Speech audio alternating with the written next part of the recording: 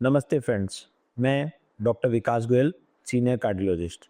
हमने अभी तक बहुत सारे टॉपिक्स पे रील बनाई और आप लोगों को वो काफ़ी पसंद आई। आप लोगों ने एक दूसरे से शेयर भी किया उसको, और मैं इस रील को जो अब बनाने वाला हूँ उसमें हमारा टॉपिक है मैनेजमेंट ऑफ हार्ट अटैक या फिर कार्डियक अरेस्ट इन जिम। लेकिन हम इसी माध्यम से साथ में ये भी समझाना चाहेंगे कि जनरल बेसिस पे जो हम देखते हैं कई लोगों को डांस करते करते हार्ट अटैक आ जाता है या कार्डियक अरेस्ट होता है, उसमें हम कैसे मैनेज कर सकते हैं। तो इससे पहले मैं आपसे रिक्वेस्ट करना चाहूँगा कि अगर आप ऐसा कोई टॉपिक है जो आपको लगता है कि जिस पे मुझे बताना चाहिए या बोलना चाहिए, तो आप उसको हमारे कमेंट बॉक्स में मेंशन कर सकते हैं। तो हम आते हैं आज के टॉपिक पे।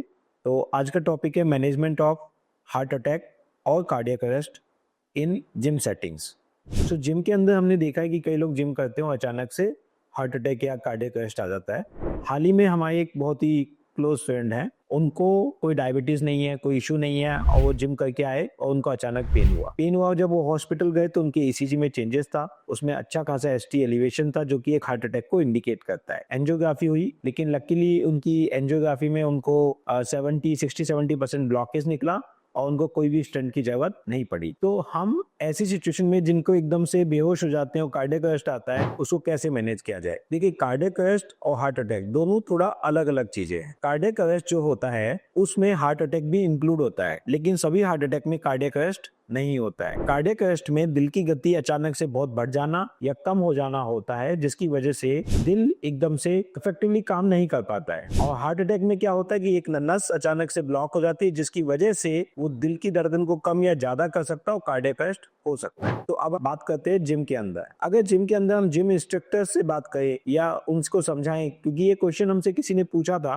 तो अगर उनसे पूछे तो उनको ये बताया जा सकता है कि आप यहाँ पे कोई क्लाइंट आता है जो कि लेस एक्टिव है या बहुत ज्यादा सेडेंटरी लाइफस्टाइल में है, उसको अचानक से ज्यादा एक्सरसाइज ना करें, पहले वार्म अप्स कराएं और ग्रेजुअली उसकी एक्सरसाइज बढ़ाते जाए, जिससे कि उसके हार्ट को, उसकी बॉडी को आदत पड़े और जो इनर्शिया बना हुआ है वो टूटे। दूसरा, हम उनको बता सकते हैं कि वो अपने जो क्लाइंट्स उनके यहाँ ज्वाइन करते हैं उनको इको और टीएमटी करा के कंफर्म कर लें कि हार्ट का स्ट्रक्चर, हार्ट के वाल्व्स और जो हार्ट की पंपिंग है वो ठीक है, और टीएमटी करने पे उनको कोई ब्लॉकेज नहीं है। इसके बाद अगर ये सब टेस्ट करने के बाद भी अगर किसी को अचानक जिम के अंदर हार्ट अटैक आ जाता है या ये टेस्ट नहीं हुए और अचानक से कुछ कार्डियक अरेस्ट हो जाता है, उस सिचुएशन में हमें चाहिए कि जिम के अंदर उनके पास एक डिस्पिन नाम की गोली होनी चाहिए कि जैसे ही पेशेंट को पेन होता है या वो कॉन्शियस होता है, हम डिस्पिन उसको दे पाए। डिस्पिन एक मात्र 325 mg की गोली आती है, बहुत सस्ती आती है। दूसरा, हम चाहेंगे कि जिम में एक डिफिब्रिलेटर आता है,